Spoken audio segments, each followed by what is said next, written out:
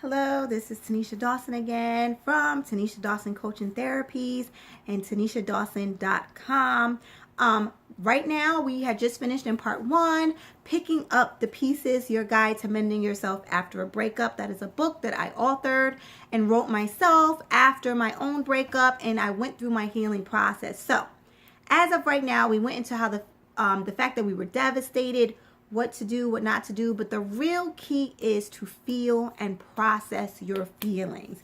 You can buy this book at Amazon.com, and again, the name is Picking Up the Pieces, and my name is Tanisha Dawson. So here are the keys. Here are some of the tips that I've given you to assist you in your healing process during this emotional time. First and foremost, the first step that we are going to talk about is to forgive.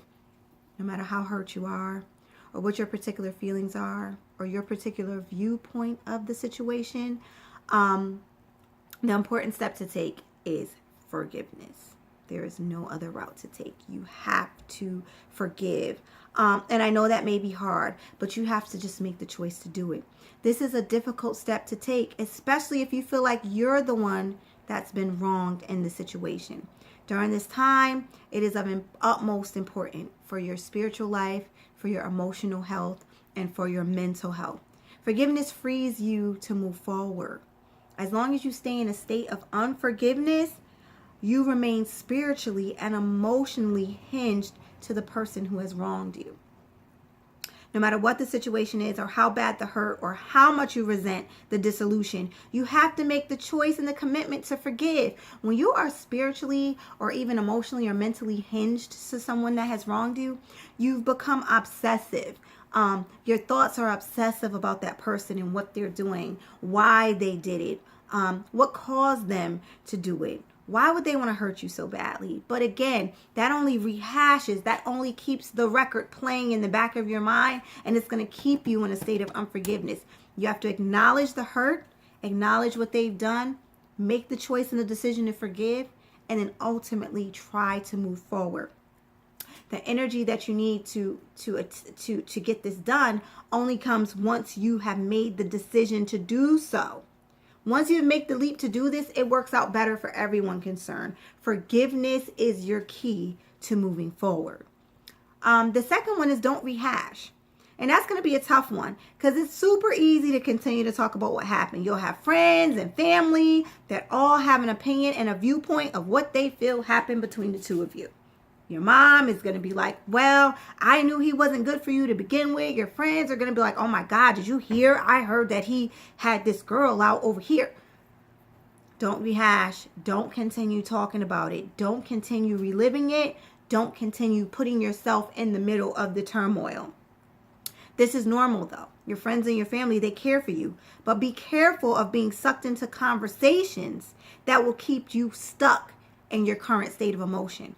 If you're hurting, if you're devastated, if you're disappointed, if you're angry, whatever it is that you're doing to continue to rehash is going to cause you to stay in that current state of emotion. And that's not where you want to stay. You want to move through it. You want to feel it, but you want to move through it. You don't want to stay stuck there. And as long as you keep talking about it, rehashing it, reliving it, refeeling it, you're going to stay stuck in that current state of emotion. It's totally okay to talk about what happened with those you trust. However, I'm speaking about the motion and the momentum of keeping things going far longer than they have to. Talk about it, express your feelings, and even solicit advice if you wish. It's okay to ask for advice. It's okay to ask someone, how can I get through this? What should I be doing? How should I handle this? But just make sure that once this is done initially, do not keep rehashing the injustice to others. We all know that person that jumps at the opportunity to talk about what happened to them at every given opportunity. You ever seen that person? You're like, what happened? Oh, girl, you didn't hear? Let me tell you what this man did. Let it go. Don't keep talking about it. Don't keep rehashing. When people ask you how you're doing, you know what? I'm doing well. I'm making it through. Everything is well. I'm good. This habit only keeps you stuck and rooted in your past. So rehashing is always going to keep you stuck. And it's going to actually root you into the injustice that happened to you. And it's going to stagnate your growth process. And your healing will continue to run away from you. So you will not heal as long as you keep talking about it. You will not heal as long as you keep replaying the emotions in the back of your mind. And healing is the point of this work. Healing is what we want to get you to. Healing, true healing, is where we want your end result to be. This is my second marriage, but in my first marriage, I was married to my high school sweetheart, so to say. And my high school sweetheart, whom I was married to for about 9 years, maybe 10, but we were together for about 14, had an affair with my very best friend in the whole world. Literally, we called one another sisters. We ran ministries together, dance classes together, businesses. We did hair and just all the things that you would do with a best friend. Talked about everything in the world. And when my husband had an affair with her, I lost both parties. I lost a husband and I lost a best friend. Normally, when your husband has an affair, you talk to your best friend about the affair, but I couldn't talk to my best friend because it was her. I did end up staying for another 1.5 years with my husband, just hoping to reconcile. However, we decided to move and get a new start, and my ex-best friend lived downstairs from us. So this is also in the book. I couldn't make this up, but that's what happened. And ultimately, as things progressed, me and him ended up splitting just because of decisions that he made that I was not okay with. And ultimately, we ended up in divorce. But I can talk about that story without feeling somber, without feeling victimized, without feeling even angry, upset, or disappointed at either one of them. Our time was up. And my time was obviously up for both of them, not just one of them. So, when I tell the story, people are always like, oh my God, you must be devastated. You must be hurt. I'm like, no. I met another man, married him, and we've had our share of craziness too. But, in the end, it's all good because you have to learn how to grow past situations. You have to learn how to evolve yourself past your hurt. Don't let your hurt or the hurt that has happened to you define who you're going to be for the rest of your life. So feel it, process it, and move through it. That's the best thing that I can tell you. What you feel, you can heal. That's our next tip. Beware of the tendency to anesthetize or numb yourself from the pain. In the beginning, this might be necessary if the pain is just too much to cope with, but after some time, you're going to need to face these feelings and come to terms with what has occurred. There are various ways that hurting individuals seek to numb their pain, and we're going to talk about a few of those. Sleeping almost to the point of a coma. I think I did that. I slept a lot. And when you're sleeping, you're not conscious. You're unconscious. So you don't have to feel. You don't have to think. You don't have to do anything. So all I did was fall asleep every opportunity I got at family functions, at events, at home, after work. And you can imagine what it would be like to fall asleep all the time and you have a 6-month-old baby. It just didn't work out so well. Sleeping unnecessarily during waking hours. It's supposed to be the time when you're out, living and you're actually home, tucked away in the dark asleep. Drinking excessive amounts of alcohol. That can help you to not process your pain at all because you can't feel anything when you're drunk. When you're drunk, you feel, but you're numb.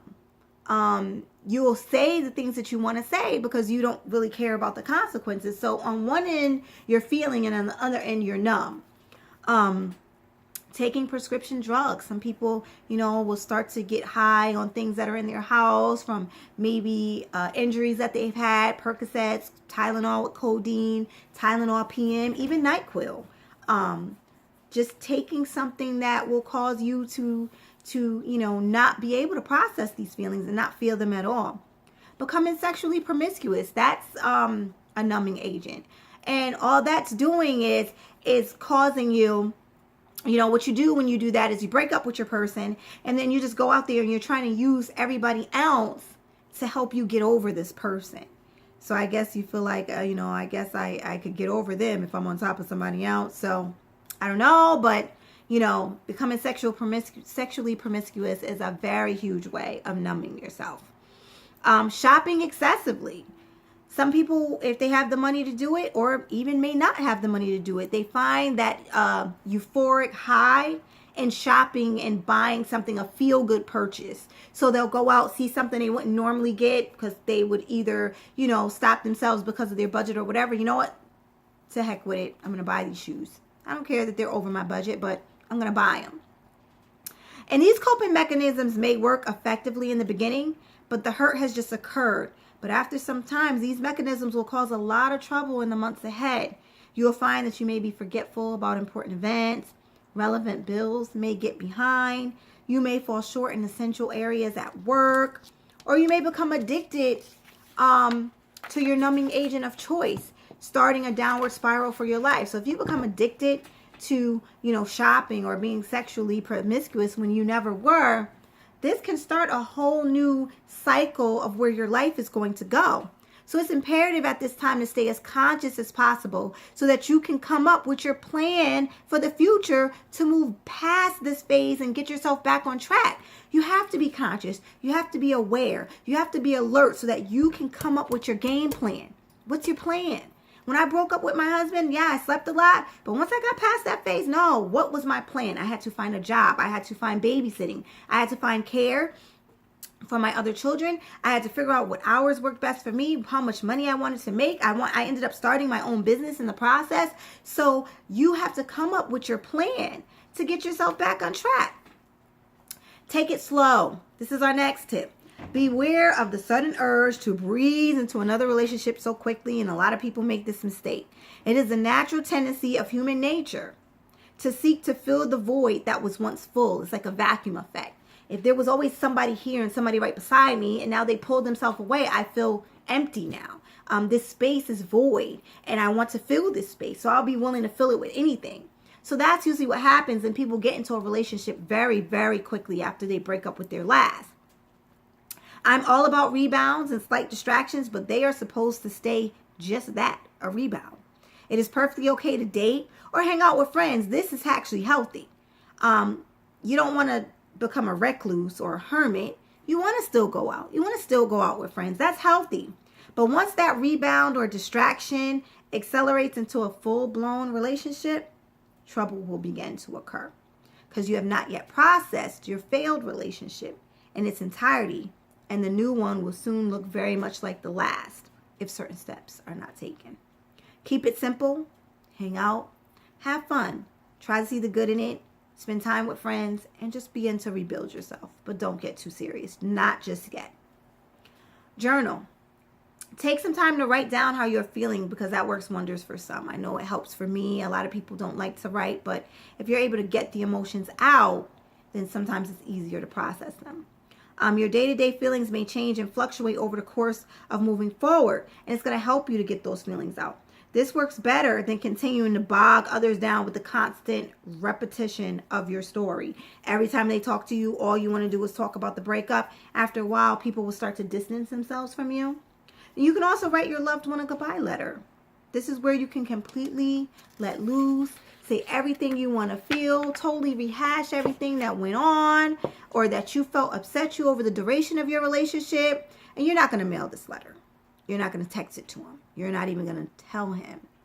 But you'll be surprised at how much better you feel afterward. Listen, burn a letter. Take it outside, burn it, and give it to the universe. But you got it out. This tidbit can also help you to track your growth process.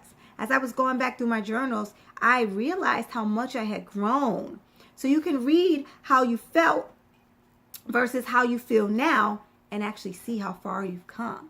If you were to look at my journal entries now and then look at them 2 years ago, I'm a very, very different person at this point in my life. And I actually got a chance to feel the hurt and move on from it. Our next tip is, and our last one, is to surround yourself with love. And this is the one that is of utmost importance. After the demise of a serious long-term relationship, you're going to feel lonely, sad, abandoned, unloved, empty, lost, taken for granted, taken advantage of, duped, and you might even possibly be cold, a little cold-hearted. But it is at this time where we'll do some much-needed good to spend time with those that love you and add warmth to your situation. Do not disconnect, which is also the natural tendency when we're hurt. Don't disconnect from the ones that actually do love you. Don't disconnect from the ones that do want to spend time with you. Reach out to those that are supportive to you. Spend time with family members that make you laugh and have enjoyable company. Meet friends for lunch and hang out at the movies and anything that's going to make your heart joyful. And that's what I did. I I hung out with my sister and my best friend. I stayed with my best friend for a while, and literally it was like a slumber party every night. So although I was hurting, I still was having fun in the process. I mean, me and my best friend had so many laughs because she was going through something and she was pregnant and I just had a baby, and literally we would stay up and watch movies and suspense movies and laugh and eat breakfast in bed. And I mean, we actually literally made the best of our horrible situations. But if we look back at it now, we literally laugh because it was not hard for us. We got through it. We were hurt, but we had each other to lean on and laugh with and, have great times with. And this is going to work wonders for you too during your grieving process. This is not something that will happen overnight. Please remember that. You are devastated. It is okay to feel the pain, and just don't fight it. Keep your head high. Take your time and know that this is a process. It is temporary. You will move through this. Just give it time. Processing is your key to moving on. And we will finish this up later. We're going to go into the next mode that you might go into, which is survival mode. And I'm going to talk to you about, the things that we may be going through and feeling during survival mode and how we may react to others and how to come out of it. Again, this is Tanisha Dawson from Tanisha Dawson Coaching Therapies. I can be reached at TanishaDawson.com or right here at my YouTube page. And I hope to see you next time. Thank you so much. Also, the book, Picking Up the Pieces, is available on Amazon.com, authored by Tanisha Dawson. Thank you so much for your time, and I look forward to you listening soon. Bye-bye.